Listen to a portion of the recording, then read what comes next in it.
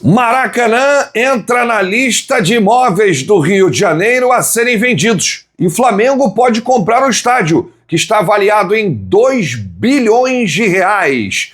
Pedro fora da temporada? Atacante para por tempo indeterminado. E você vai saber as opções que o Felipe Luiz tem para o setor. E mais, deu ruim pro Palmeiras, hein? Abel Ferreira saiu chorando após tomar um baile para a LDU no Equador. Essas e outras, a partir de agora, no seu canal Raflamelo. Cola esse dedo no like, ajude muito o nosso canal. Continue compartilhando os nossos conteúdos. Se você ainda não é inscrito, aqui embaixo tem um botão.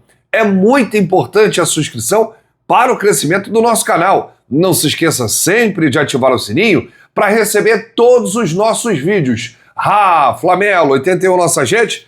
Vem comigo, assiste até o final, não pule esse esquema parte, porque tem muita informação do rubro-negro mais querido do Brasil e do mundo. Uma excelente sexta-feira para você e para toda a sua família. Um dia lindo, um dia abençoado. Amanhã tem Mengão, hein? Mas hoje sextou e você pode sextar com R$1 milhão na conta. Hoje tem sorteio de 1 milhão no Pix do Milhão. Vou deixar o link aqui no comentário fixado, na descrição. Ou você pode apontar a câmera do seu celular para esse QR Code e adquirir seus e-books. Hoje tem valor promocional no site, hein? Então já clica aí, pega seus números da sorte, você adquire conhecimento e tem a chance de ganhar 1 milhão. Toda sexta tem um sorteio de R$1 milhão no Pix do Milhão. Deixa aí a sua risada pro Palmeiras, hein? Libertadores não se joga, se vence. E o Palmeiras ontem foi humilhado, amassado, machucado no Equador. Que baile! A LDU só precisou do primeiro tempo. Rapaz. 3-0 no primeiro tempo. O Palmeiras estava tonto. Será que foi a altitude? Olha o que vai ter de gente botando culpa na altitude. Eu não acho que tenha sido a altitude, não. Por quê? O Thiago Nunes, depois que assumiu a LDU, tá dando um baile nos brasileiros. Só para você ter uma ideia, a LDU em casa ganhou 2-0 o Tátira, empatou com o Flamengo em 0-0, não era o Thiago Nunes, aí entrou o Thiago Nunes. 3-0, 2-0 no Botafogo, 2-0 no São Paulo, 3-0 no Palmeiras e ainda teve um 3-0 no Central Córdoba. Olha isso, gente. Só o Flamengo não sofreu gols lá na altitude contra a LDU. E só o Flamengo não perdeu. Todos os brasileiros perderam, Botafogo, São Paulo e Palmeiras. A LDU ganhou o Central Córdoba por 3-0 lá e ganhou o Deportivo Tátira por 2-0 lá, 0-0 com o Flamengo, né? Jogo gigante do Flamengo lá. A LDU que foi a primeira do grupo do Flamengo, o Flamengo que foi o segundo. E por que eu falei que não tem nada a ver com a altitude assim? A atuação de ontem, eu acho que foi muito na bola que a LDU fez o placar. Porque o Palmeiras venceu o Bolívar lá por 3-2. O Palmeiras fez 2-0 no Bolívar no primeiro tempo, né? É altitude também. Mas a LDU não dá para comparar. A LDU é um time chato. Venceu o São Paulo lá e venceu o São Paulo no Morumbi por 1-0. Então o Palmeiras não vai pegar qualquer time, não. Quero ver jogar fora da altitude.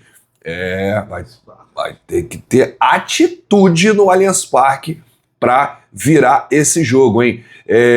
A LDU, ela ficou à frente do Flamengo no grupo e eliminou aí já 2 brasileiros, né? O Botafogo e o São Paulo, e pode eliminar o terceiro, o Palmeiras. E a imprensa paulista, cara, dá raiva, cara. Os caras estão falando assim, a mesma imprensa paulista, depois do jogo do Flamengo, publicou assim: Flamengo vence só de 1-0 o Racing e se complica. Flamengo se complicou na Libertadores. Vai ser difícil. 1-0, vantagem mínima. São algumas manchetes depois do jogo do Flamengo. Depois do jogo de ontem, do baile que o Palmeiras tomou. Palmeiras sai vivo para a semifinal no Allianz Parque. A virada histórica vai acontecer.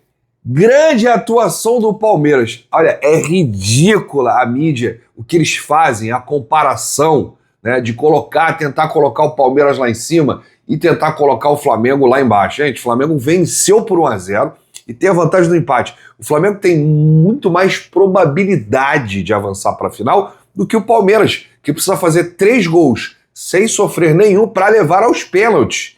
Agora, se quiser passar sem a necessidade dos pênaltis, tem que fazer 4-0.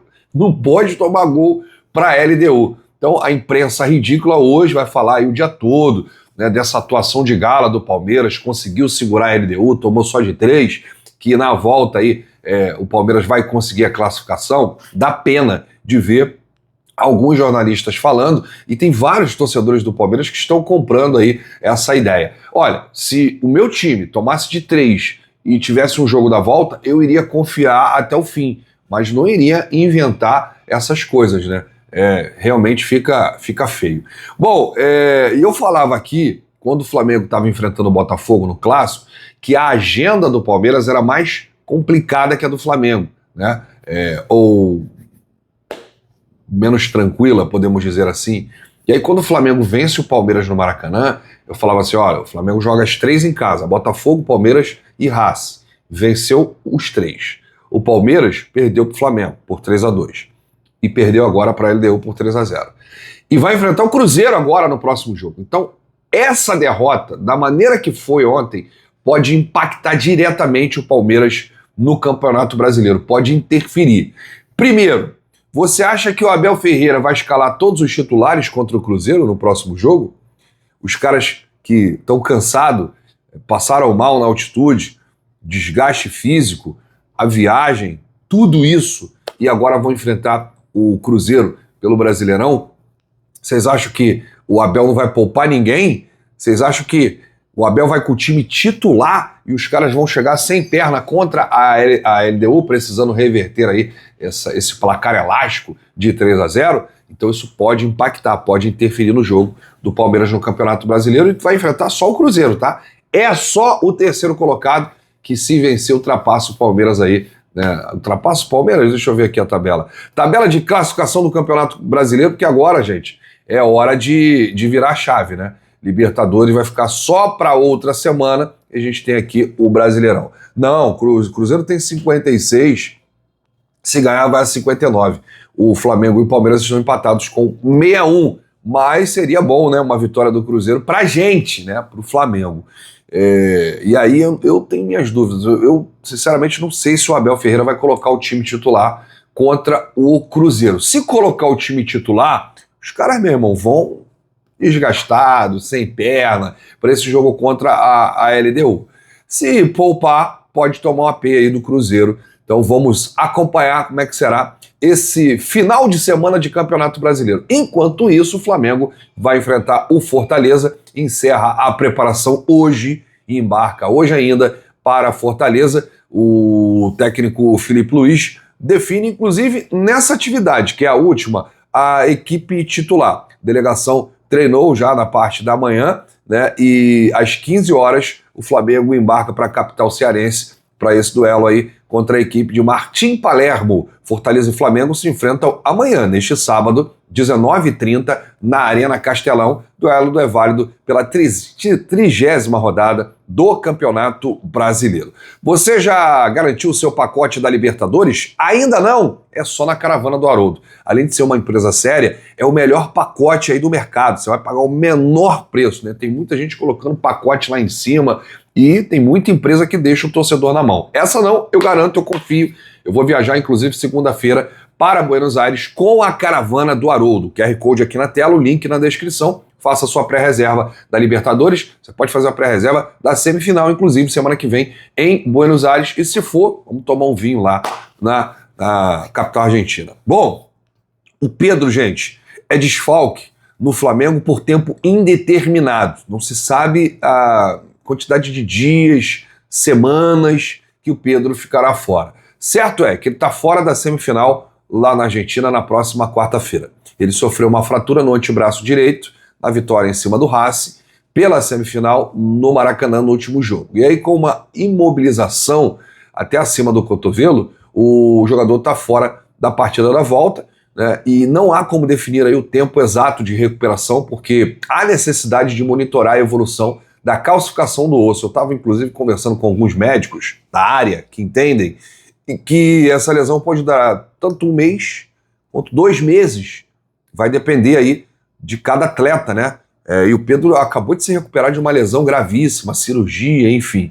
E aí o que acontece? A imobilização feita, né, no atacante para impedir aí a rotação do osso fraturado e garantir a adequada consolidação da lesão. O Flamengo vai avaliar dia a dia o quadro do atacante, mas já sabe que o jogador vai desfalcar a equipe em algumas partidas, não só essa contra o Racing lá em Buenos Aires. O laudo médico apontou para uma fratura sem desvio na una, que é o maior osso do local, é considerado aí uma fratura alinhada, pois não há espaço entre os ossos fraturados e a recuperação é tratada com cautela, pois existe um risco de evoluir para uma fratura desconexa e eventualmente a necessidade de uma cirurgia. Ou seja, Pedro, fica quietinho aí em casa aí, deixa o bracinho parado, tá? Não faz nenhuma estripulia, não corre, não anda, fica só de repouso. A gente precisa de você, Pedro, nessa reta final da temporada.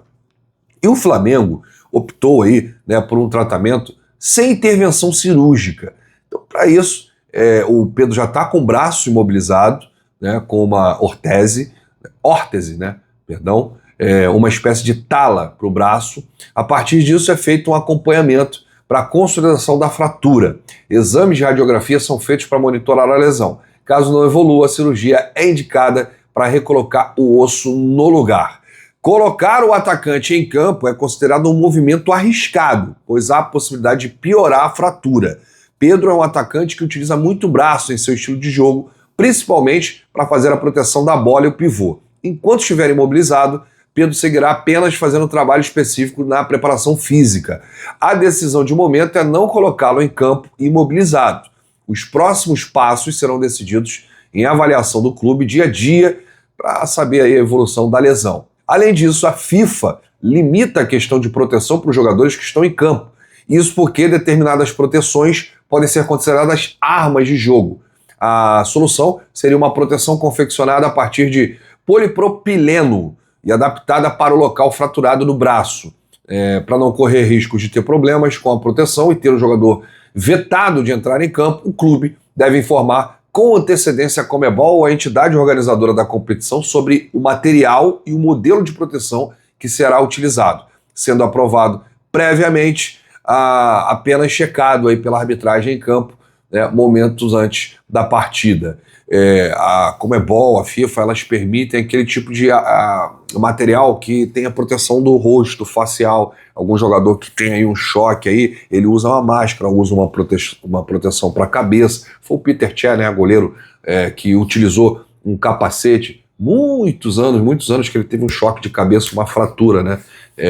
Não sei se nem se foi uma fratura, mas afundou o crânio dele, aí ele teve que jogar com um capacete na cabeça por muito tempo.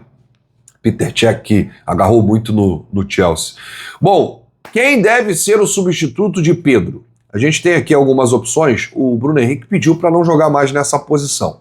Será que ele vai manter essa pedida sem o Pedro? Porque ele falou isso elogiando o Pedro, dizendo que o Pedro era um atacante de seleção brasileira e que ele não estava feliz ali naquela posição, que ele queria ajudar o time em outra posição, não ali de 9. Mas e sem o Pedro?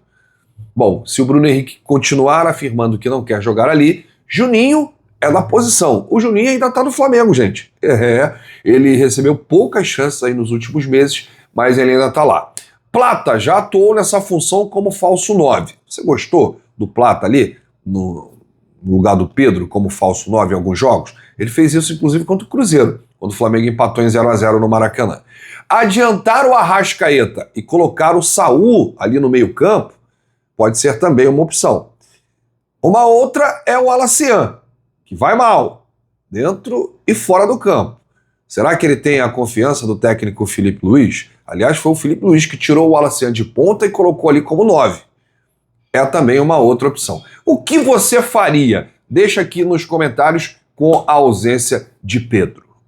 Sua opinião é muito importante. Olha, segundo a apuração do RJTV da Globo, o plano do governo do estado do Rio para vender o Maracanã mira uma possível compra do complexo pelo Flamengo. O estádio do Pacaembu foi usado como exemplo na hora de discutir uma possível venda do complexo do Maracanã. Desde que o Corinthians construiu o seu estádio, o Pacaembu foi esvaziado. O receio do governo do estado era que acontecesse o mesmo quando o Flamengo construísse seu estádio próprio. O deputado Rodrigo Amorim, inclusive, afirmou que a ideia surgiu após uma reunião com a presença do presidente Luiz Eduardo Batista, o BAP. Tivemos uma reunião recente, inclusive com o presidente do Flamengo no gabinete do presidente Rodrigo Bacelar. E é fundamental que o estado dê uma destinação ao estádio Maracanã. A venda do Maraca ao Flamengo também seria utilizada com viés político, já que o presidente da Alerj teria seu nome ligado ao estádio rubro-negro, além de garantir uma boa arrecadação aos cofres do governo do estado. Os deputados estimam uma arrecadação de 2 bilhões de reais com a venda do Maracanã. Esse valor é menor que os custos aproximados para a construção de um novo estádio. Pergunto a você, torcedor rubro-negro, continua com a ideia de fazer o estádio do Flamengo daqui a 10 anos, né? O pessoal está falando que vai ser em 2036, ou compra o Maracanã e vira o estádio do Mengão? Ah, que pergunta difícil, hein? Eu sei que você está pensando nesse momento, mas deixa aqui nos comentários. A sua opinião é muito importante. O Flamengo já administra o Maracanã, né, pelos próximos 20 anos. Mas tem o Fluminense ali com ele, né? O Flamengo comprando o Maracanã e acabou, filho. Não tem Fluminense junto. O estádio vai ser do Flamengo. 2 bilhões. É um valor menor do que se fosse construir o estádio, né? O próprio BAP falou que se fosse construir o estádio do zero, seria mais de 3 bilhões de reais. Então deixa aí nos comentários, porque a sua opinião é muito importante. Mengão malvadão, vai comprar o Maracanã? E o valor, tá de bom? Tá de boa? Tá de bom tamanho? 2 bilhões ali no Maracanã? Deixa nos comentários, porque a sua opinião é muito importante. Eu volto a qualquer momento com novidades do nosso Mengão, hein? Um grande abraço para você, saudações, bate no peito e diz: isso aqui é Flamengo. Valeu!